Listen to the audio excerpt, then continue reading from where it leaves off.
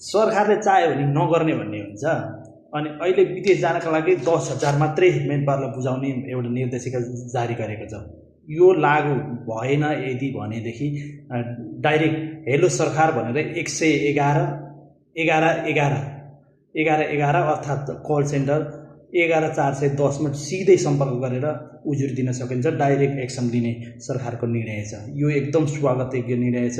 अर्को भनेको खाडी देशका लागि मेडिकल, जसले चाहिँ 6,000 7,000 8,000 मनोमर्जी हिसाबले सिन्डिकेट तरिकाले भनेको सेन्टरमा मात्र मेडिकल गर्ने परम्परा थियो, त्यसको अन्त्य गरेको छ।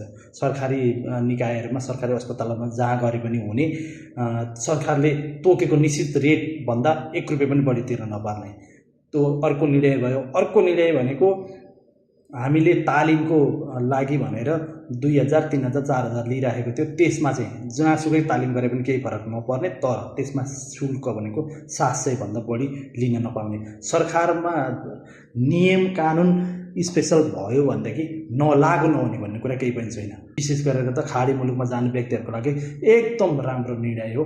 जय बालन सरकार।